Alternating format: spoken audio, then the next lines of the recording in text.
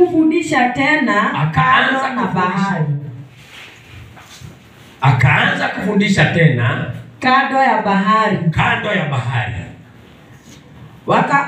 Wakamkusanyikia mkutano mkubwa mno. Wakamkusanyikia mkutano mkubwa mno. Hata yeye akapanda choboni. Hata yeye akapanda choboni. Akakaa baharini. Naye akakaa hapo baharini. Mkutano wote ulikuwako juu ya nchi kavu. Mkutano wote ulikuwa juu ya nchi kavu. Kando ya bahari. Kando ya bahari. Akawafundisha mambo mengi kwa mifano. Akawafundisha mambo mengi kwa mifano. Akawaambia katika mafundisho yake. Akawaambia katika mafundisho yake. Sikilizeni. Sikilizeni. Tazama. Tazama. Mpanzi alitoka kwenda kupanda. Mpanzi alitoka kwenda kupanda.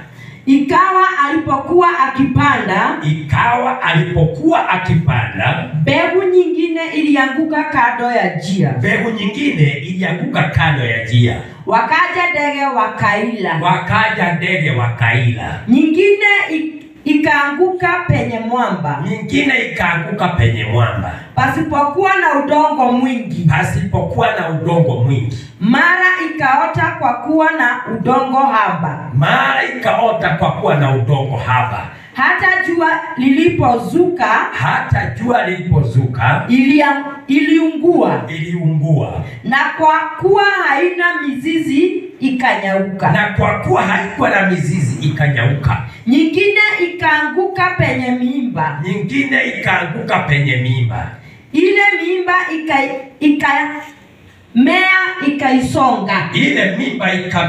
ikaisonga. Isizae matunda.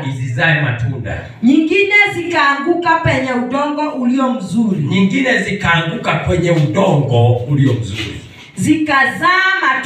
Zikazaa matunda.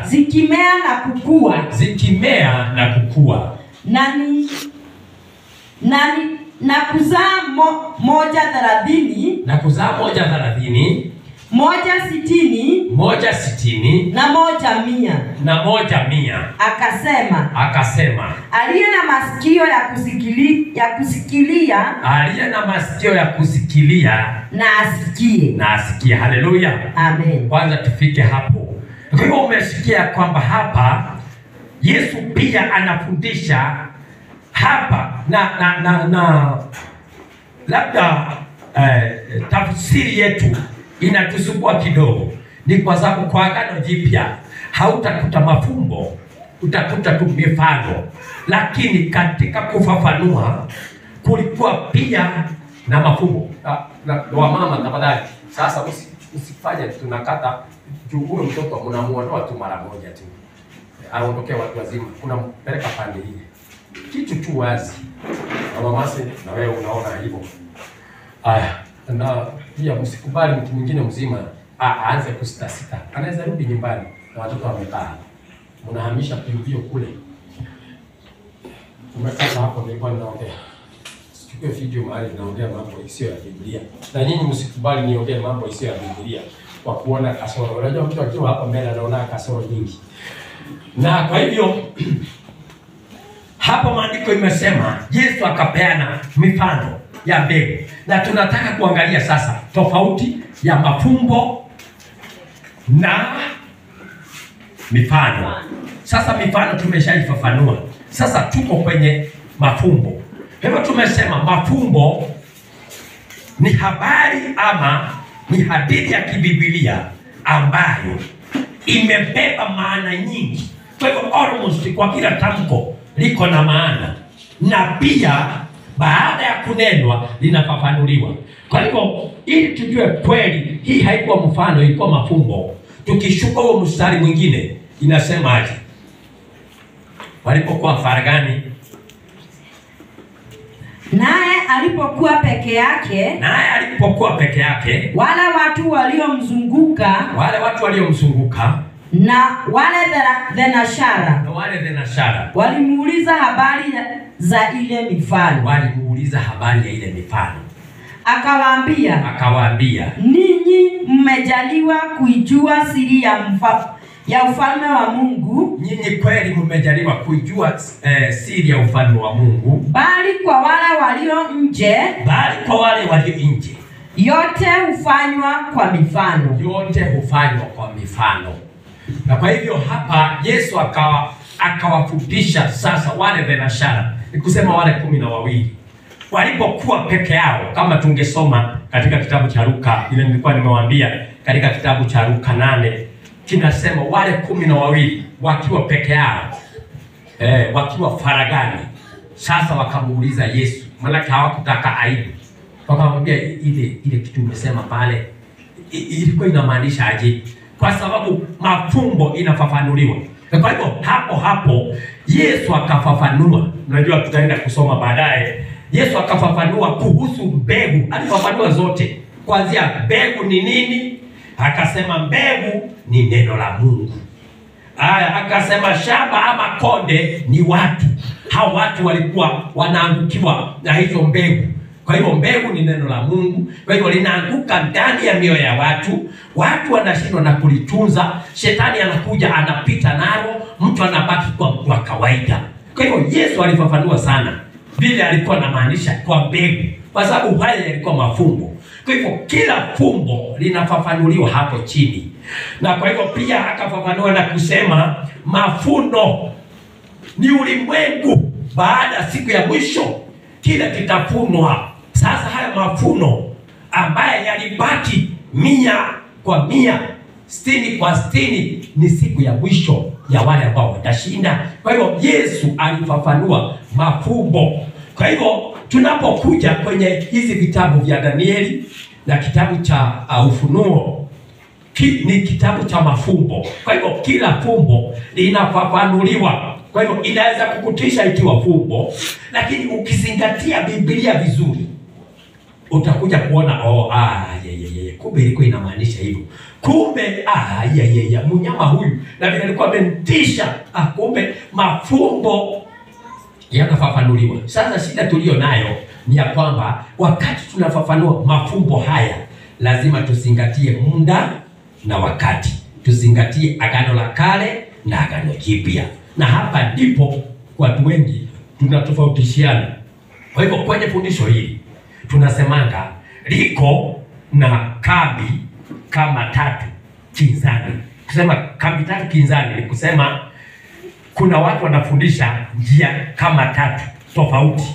Mimi hapa vile ninakufundisha saa hii kuhusu huyu mnyama ni nani, huyu mnyama ni nani, hizi bavu ni nini, hii unyama ni nani, hizi vichwa ni nini, hii mabawa ni nini, huyu mnyama aliyewa mbali sana, aliyekuwa mbali na wale wengine, aliyekuwa na sura mbaya kabisa, na hiki ni kichwa chake, haka kapembe kalionekana, kalikuwa na mdomo, kalikuwa na macho. Vile nitakufundisha, kuna wengine watakuja na hizi picha wakufundisha tofauti, mpaka ushindwe sasa ni nani ako kweli.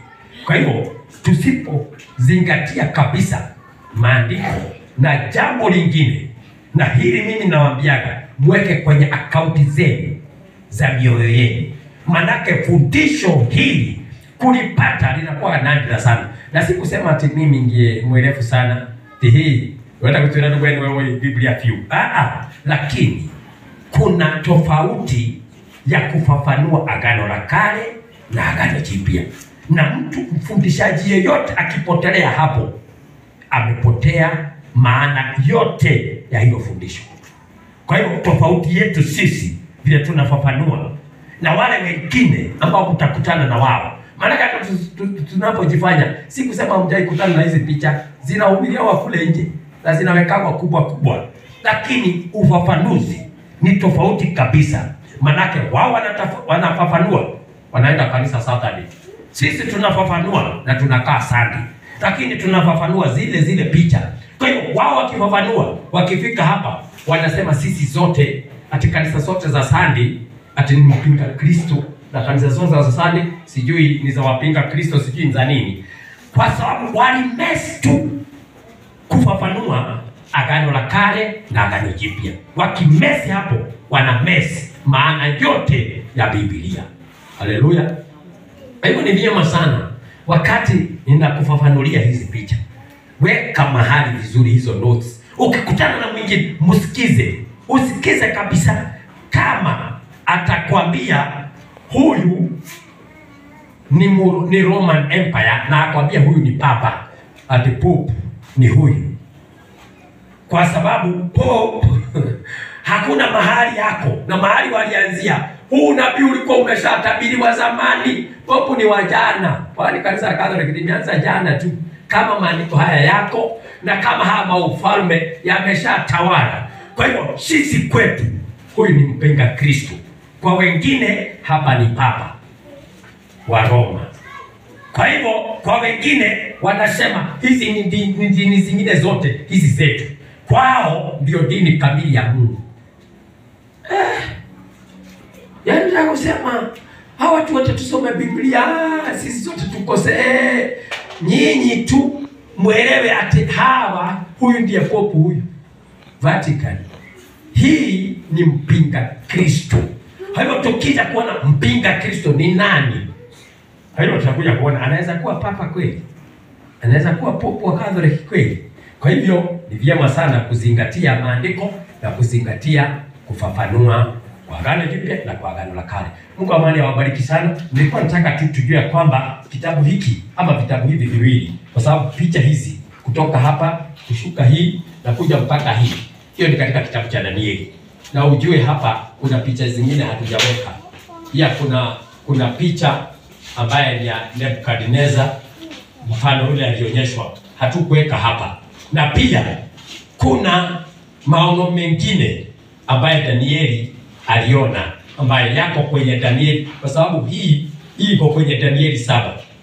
Haya, mfano yule na ni hii tu ni mpaka siku ya mwisho. Yaani fundisho hili Mungu kwa kulipenda kanisa limefafanuliwa zaidi ya mara 4 fundisho lile moja.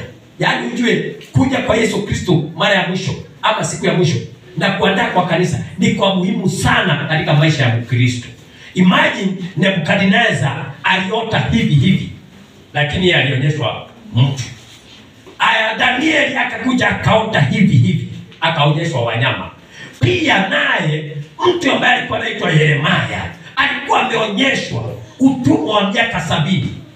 Na hiyo ndio tutakuja kuona utumwa wa miaka 70 wa wana wa Israeli. Pia ilikuwa ni mfano huu wa utumwa wa miaka 70.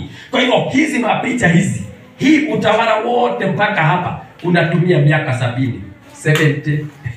70 weeks, not 70 years. Ni wiki 70. Imagine. Sasa kwa hivyo kutoka Nebukadnezar kuja mpaka Yesu Kristo kuja mara ya pili ni wiki 70. 70 weeks. Zile ambazo zilionyeshwa Yeremia na zikafafanuliwa Danieli. Haya, kisha baadaye Yohana wa Ufunuo baada ya miaka mingi, ili tuwe Yesu alikuwa anapenda sana kanisa lijiandae. Kuja kwa Yesu Kristo sio mchezo. Wewe kuchomwa kwa shetani si jambo Mungu anapenda. Hapendi mtu mwenye dhambi.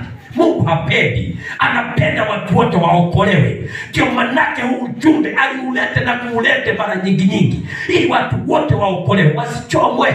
Moto ni ya shetani pamoja na malaika zake. Moto sio wa mwanadamu, ulikuwa wa shetani. Na kwa hivyo Yohana pia akaja akafunuliwa. Yohana vile na hii ya Yohana pia atenayo inachukua majuma 70. Ndio manake sasa saa 8 hiyo masaa mengine tutakuja kuulizana hii majuma 70. Kwani wiki 70 si ni kama leo na kesho?